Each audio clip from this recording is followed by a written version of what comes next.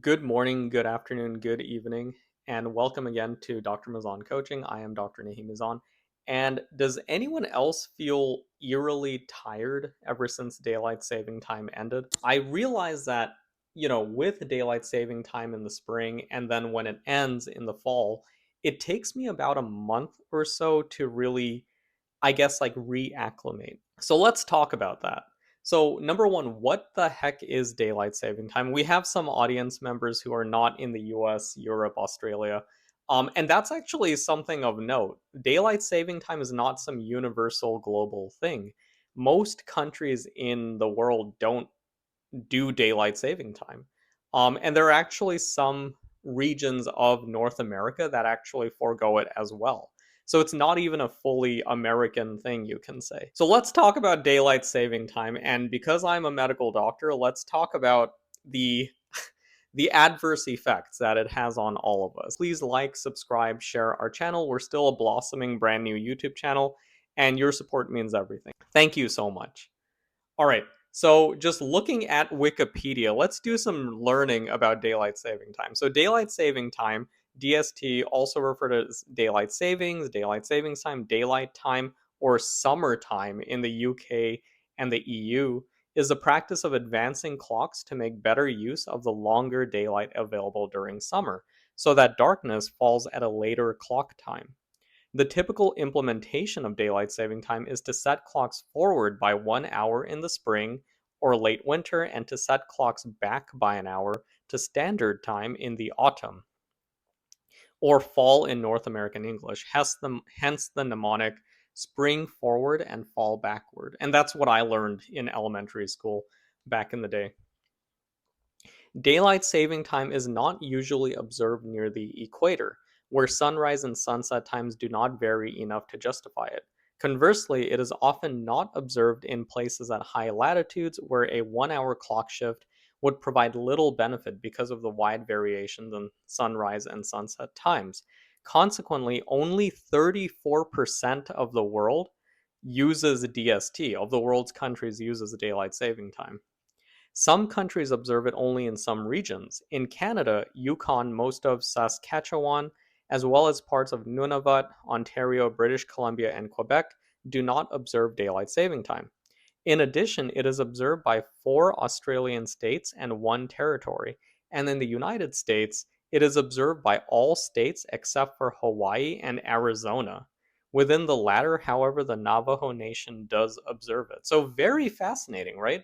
So it appears that daylight saving time is not some natural process, right? Like which we all know, like again, like us, I guess like millennials and older, we know this, like we learned this in elementary school, but it seems that a lot of people, Gen Z, Gen Alpha, etc., they're not really explain. This really isn't explained to them that this isn't some natural event. This is a human event, and it really does depend on society. So it looks like many states and nations in the West observe daylight saving time, but again, only about a third of the world observes it. Okay, so what is the rationale behind daylight saving time? Industrialized societies usually follow a clock based schedule for daily activities that do not change throughout the course of the year. The time of day that individuals begin and end work or school and the coordination of mass transit, for example, usually remain constant year round. In contrast, an agrarian society's daily routines for work and personal conduct are more likely governed by the length of daylight hours and by solar time, which change seasonally because of the Earth's axial tilt. North and south of the tropics, daylight lasts longer in summer and shorter in winter, with the effect becoming greater the farther one moves away from the equator. Daylight saving time is of little use for locations near the equator because these regions see only a small variation in daylight over the course of the year.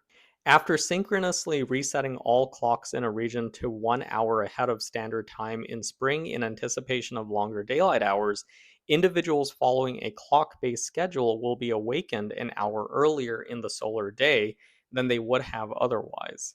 They will begin and complete daily work routines an hour earlier. In most cases, they will have an extra hour of daylight available to them after their workday activities. All right, so it seems kind of reasonable, right? Like, again, As a medical doctor, my understanding of human physiology is that we are part of this world. We, the cycle of the sun, the cycle of the earth are just regular weather systems, and the human as an organism, we are all intertwined. So, whenever we try to change the natural way of things, the Arabic term for this, by the way, is fitra. Whenever we try to change the natural way of things go a little bonkers. So let's talk a little bit about the health effects of daylight saving time and then stopping daylight saving time in the fall and going back to standard time. So this article was published in the NIH National Library of Medicine, Measurable Health Effects Associated with the Daylight Saving Time Shift, and it was published in June of 2020, so a few years ago, 4 years ago. All right, so the abstract, the transition to daylight saving time is beneficial for energy conservation, but at the same time, it has been reported to increase the risk of cerebrovascular and cardiovascular problems. So, in human language, in layman's terms, strokes and heart attacks. In this paper, we will evaluate the effect of the DST shift on a whole spectrum of diseases. An analysis we hope will be helpful in weighing the risks and benefits of daylight saving time shifts. Our study relied on a population based cross sectional analysis of the IBM Watson Health Market Scan Insurance Claim dataset, which incorporates over 150 million unique patients in the US, and the Swedish National Inpatient Register, which incorporates more than 9 million unique Swedes. For hundreds of sex and age specific diseases, we assessed effects of the daylight saving time shifts forward and backward by 1 hour in spring and autumn by comparing the observed and expected diagnosis rates after daylight saving time shift exposure. We found four prominent elevated risk clusters, including cardiovascular diseases such as heart attacks, injuries, mental and behavioral disorders, and immune related diseases such as non infective enteritis and colitis to be significantly associated with daylight saving time shifts in the United States and Sweden. While the majority of disease risk elevations are modest, a few percent, a considerable number of diseases exhibit an approximately 10% relative risk increase.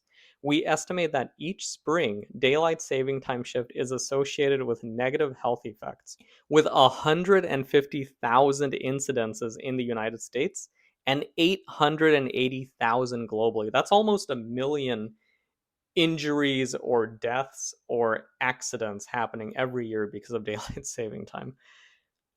We also identify for the first time a collection of diseases with relative risks that appear to decrease immediately after the spring daylight saving time shift, enriched with infections and immune system related maladies. These diseases' decreasing relative risks might be driven by the documented boosting effect of a short term stress, such as that experienced around the spring daylight saving time shift on the immune system.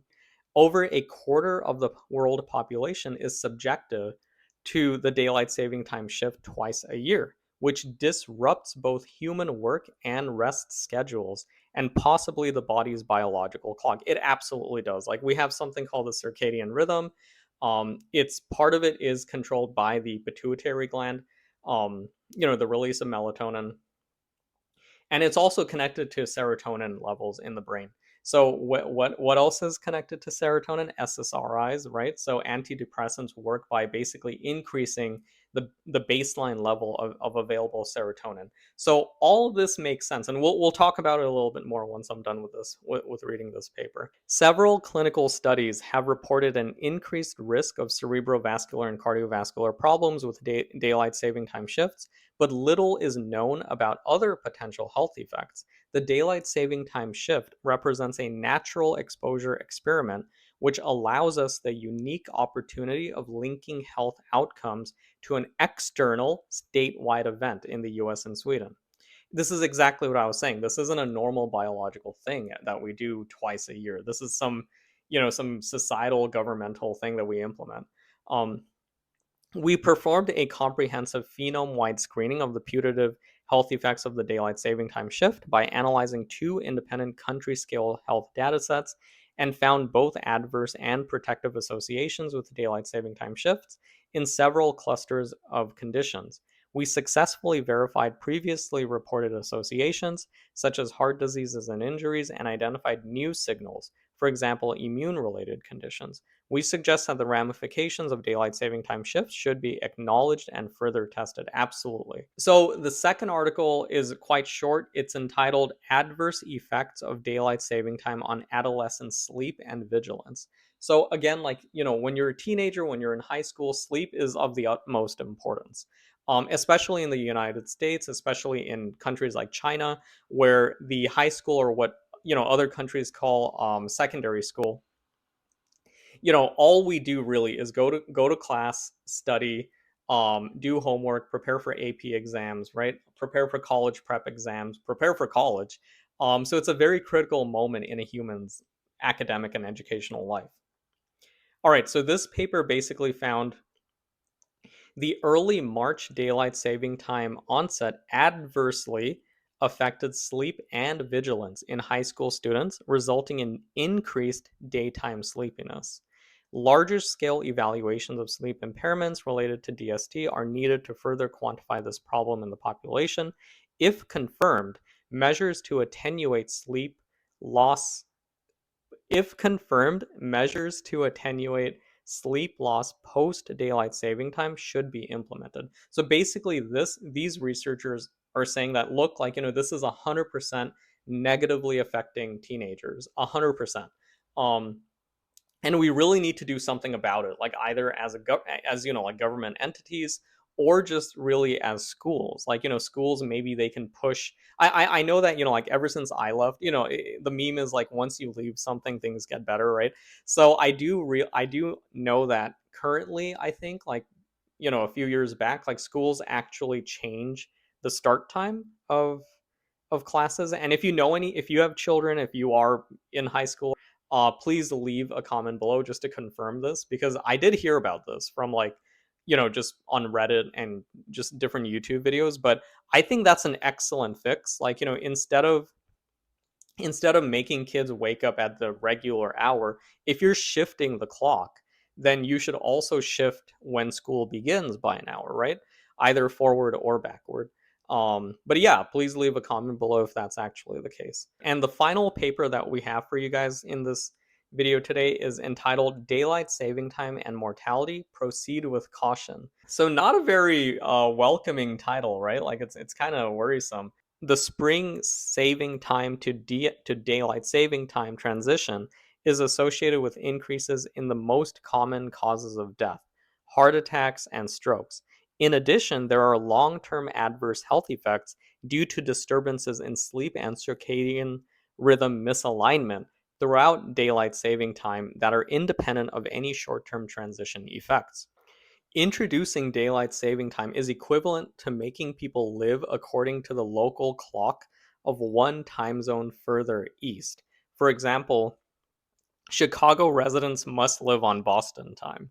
The underlying mechanisms of the sleep and circadian effects are chronic and include dysregulation of melatonin and cortisol, contributing to stress, altered metabolism, and inflammation. Daylight saving time also has adverse effects on neuropsychological function that are associated with increases in suicide and traffic accidents, despite short term benefits to light exposure during evening commutes, and more irregular adolescent sleep times and increased seasonal depression. Data from multiple sources led many scientific and sleep societies around the world to conclude that the health risks of permanent daylight saving time would be worse than both the status quo, that is, changing between DST and ST, and permanent standard time. We support the positions of these societies and advocate for permanent standard time. So basically, whatever the time is right now in November, this is what the clock should be forever, like, all over the world. Like, we're not supposed to shift the clock like in spring and then shift it back. This really makes sense. All right, and finally, I created a list of basically very simple disturbances that daylight saving time causes. All right, So, number one, sleep disruption. So, the spring transition to daylight saving time reduces morning light exposure and increases evening light exposure, which can lead to sleep loss and daytime sleepiness. Increased risk of cardiovascular disease. Daylight saving time can increase the risk of cardiovascular disease, including myocardial infarction, ischemic stroke, and atrial fibrillation. Increased risk of accidents. Daylight saving time can increase the risk of fatal traffic accidents, workplace injuries, and other unintentional injuries. Mood disturbances. Daylight saving time can increase the risk of mood disorders and suicide. Circadian misalignment. DST can misalign the body's circadian clock with the sleep wake cycle, which can have chronic health effects. Increased inflammation. DST can increase inflammatory markers, which can contribute to stress and altered metabolism. And finally, increased mortality. The transition to daylight saving time, meaning from fall to spring, and meaning the transition from fall to spring and pushing your clock 1 hour ahead artificially, is linked to an increase in total mortality. So in this situation, they're basically stating that the transition to DST is causing a major increase in just death all across the board. All right, so I hope you guys enjoyed this video. This was extremely eye-opening to me, and it was funny because, my wife and I were just wondering, like, why are we so tired right now? Like, we just shifted back to standard time, and I just never really looked up what are the health effects of going from daylight saving time to standard time and vice versa and da da da da da da. So this was extremely enlightening. Again, please subscribe, like, share. So thank you everyone for joining this video, and until next time, take care.